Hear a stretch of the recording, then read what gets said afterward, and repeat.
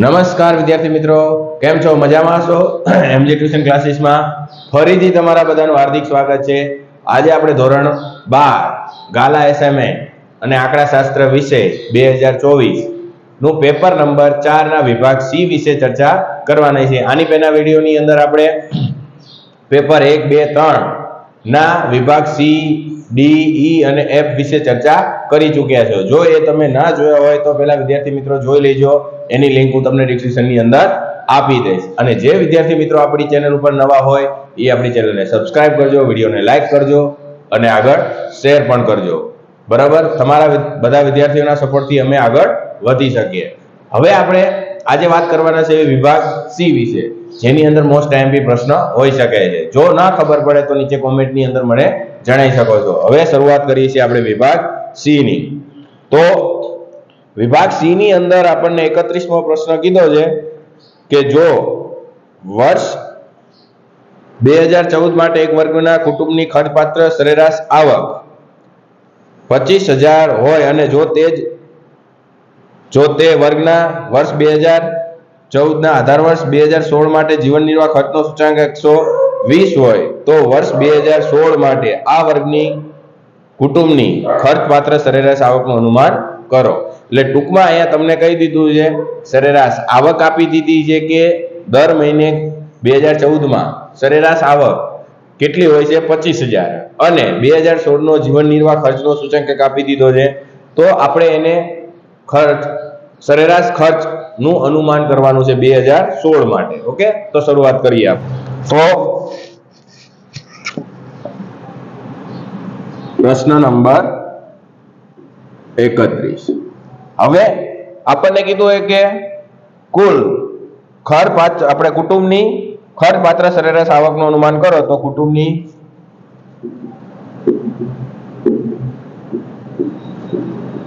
સરેરાશ ખર્ચપાત્ર આવક બરાબર.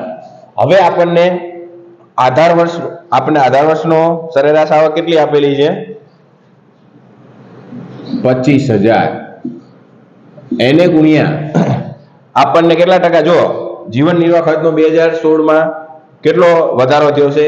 120. એટલે કે કેટલા ટકા વધારો થયો? આધાર વર્ષની 100 હોય તો 120 માંથી 100 બાદ કરો એટલે કેટલા ટકા વધારો થયો? 20%. તો અહીંયા તમારે શું કરવાનું છે? સોરી, ગુણાકાર નહીં કરવાના પણ પ્લસ 25,000 ના કેટલા ટકા કરવાના છે? 20%. તો જે આના 20% કરો એ આની અંદર ઉમેરી દેવાના. જે આવે આપણે શું થશે? 2016 ની ખર્ચપાત્ર આવક 25,000 ના આપણે 20% કરશું એટલે કેટલા મળશે? 5,000. તો અહીંયા આપણે 25,000 વત્તા કેટલા કરશું? 5,000 એટલે આપણને કેટલા મળશે? આપણને કુટુંબની સરેરાશ ખર્ચપાત્ર આવક કેટલી મળશે? 30,000 મળશે. તો આ હતો આપણો દાખલા નંબર 31. ઓકે વિદ્યાર્થી મિત્રો, તો અહીંયા તમારે લખવાનું કે વર્ષ 2016 ની કુટુંબની સરેરાશ ખર્ચપાત્ર આવક કેટલી થશે? 30,000. હવે જોઈએ દાખલા નંબર એટલે કે પ્રશ્ન નંબર 32. જો આની અંદર તમને ન ખબર પડી તો નીચે કોમેન્ટની અંદર જણાવી શકો છો. હવે દાખલા નંબર 32 ની અંદર આપણને કીધું કે નીચેની વિગતો પરથી સહસંબંધાંક R શોધો. હવે આપણને એની કિંમત પણ આપી દીધી છે. સહસંબંધાંક મેળવવા માટે આપણને અમુક કિંમતો આપેલી છે. તો એ કિંમતો જોઈએ. શું કીધું છે? n બરાબર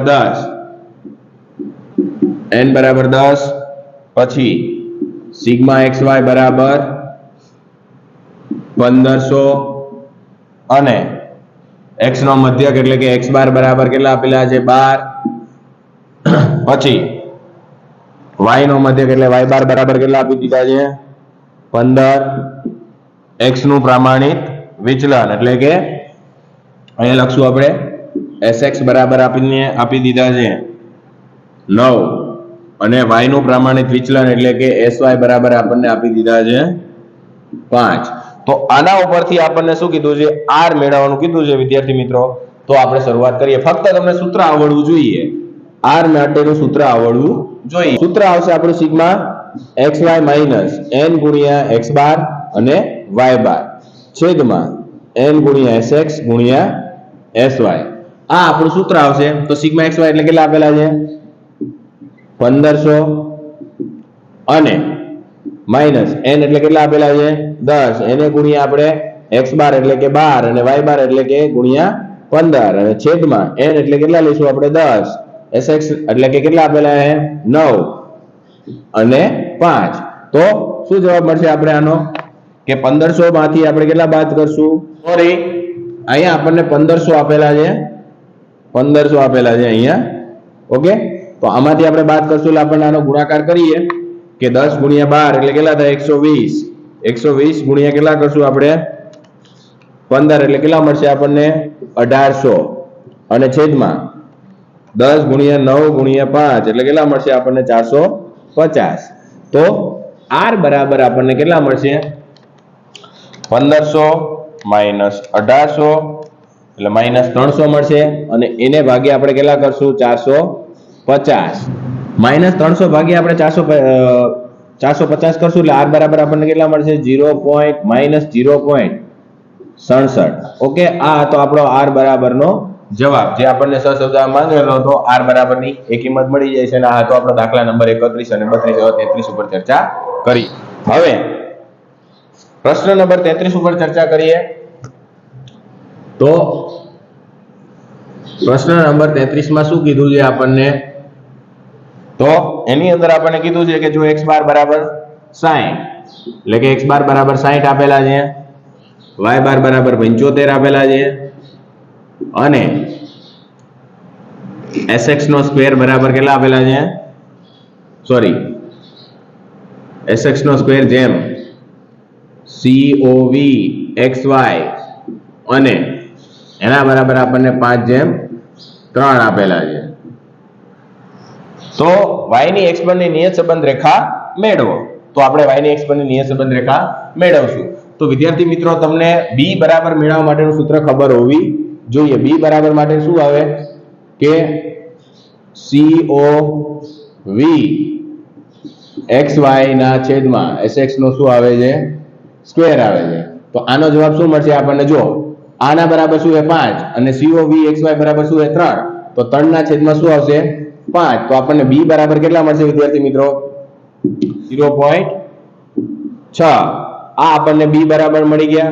હવે y ની x પર ની નિયત સંબંધ રેખા કીધી હતી, તો આપણે a મેળવવા માટે હોય તો એના માટેનું સૂત્ર શું આવે કે y બાર માઇનસ bx બાર. તો y બાર એટલે આપણને કેટલા આપેલા છે 75 માઇનસ b એટલે 0.6 અને ગુણ્યા કેટલા કરવાના 60.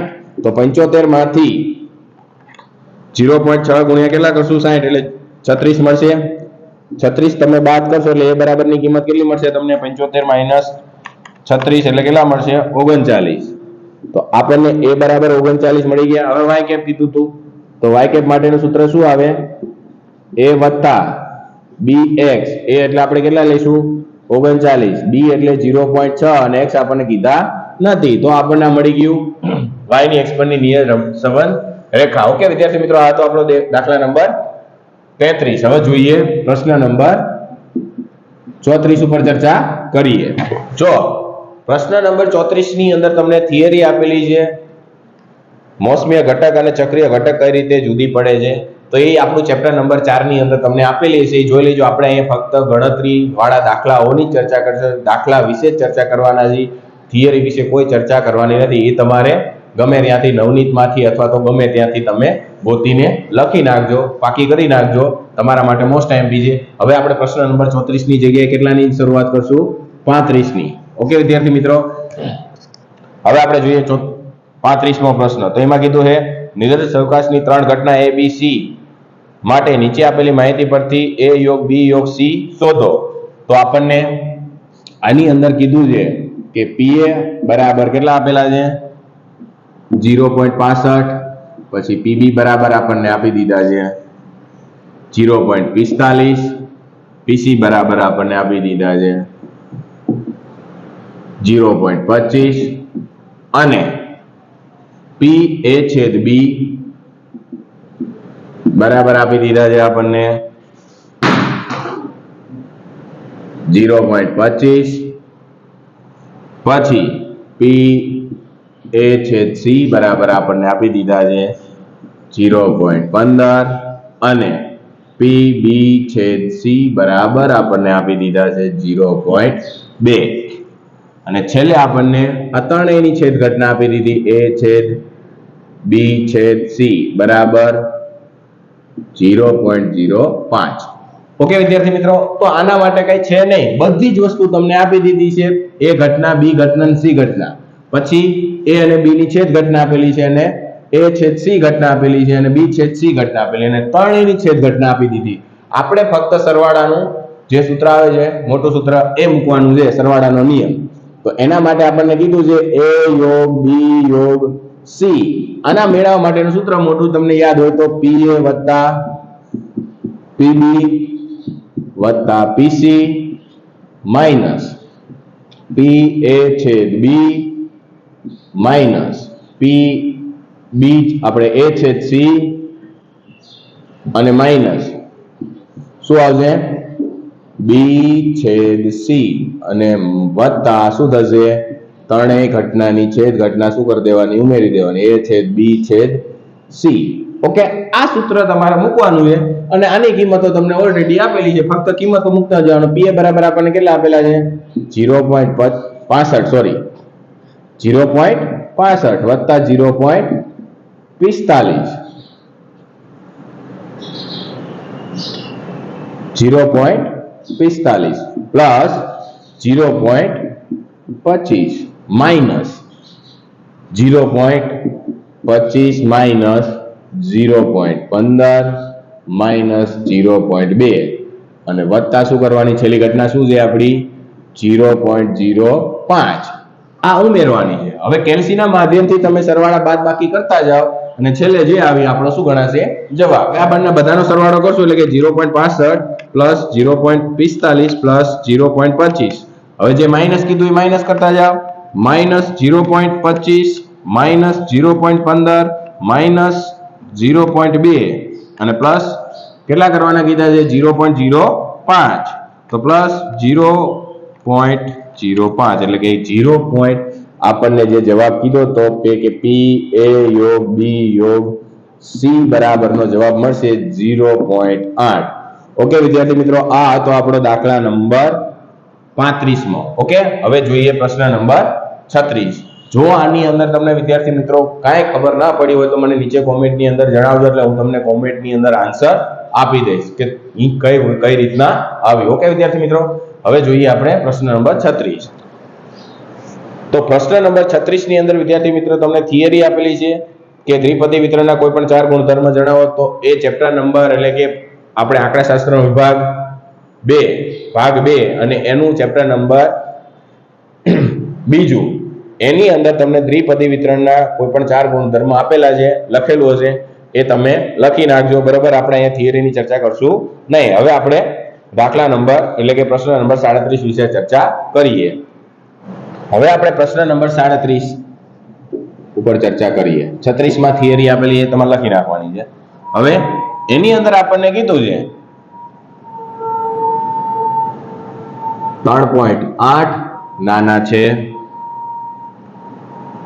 x નાના છે 4.8 ને માનાંક અને સામીપ્ય સ્વરૂપમાં દર્શાવો. હવે વિદ્યાર્થી મિત્રો આનો મીનિંગ શું થાય એ ખબર પડી જાય ને તો તમને ખબર પડી જાય. જો અહીંયા તમને કીધું છે કે x ની કિંમત શું કીધું છે 3.8 અને 4.8 ની વચ્ચે છે, એનો મીનિંગ અંતરાલમાં છે. શેના અંતરાલ સ્વરૂપ આપણને આપી દીધું છે. તો તમે a માઈનસ ડેલ્ટા બરાબર કેટલા લખી શકો 3.8 અને a પ્લસ ડેલ્ટા બરાબર કેટલા લખી શકો 4.8. કારણ કે આપણને અંતરાલ સ્વરૂપ આપેલું છે, કારણ કે x ની કિંમત શું કીધી છે આપણને 3.8 થી ક્યાં સુધીની કીધી છે 4.8 સુધી, એટલે કે આ બંનેની વચ્ચેની છે x ની કિંમત. તો એ અંતરાલ થઈ ગયું કે 3.8 થી ક્યાં સુધીની છે 4.8, તો બંનેની વચ્ચેનું શું થઈ ગયું અંતરાલ.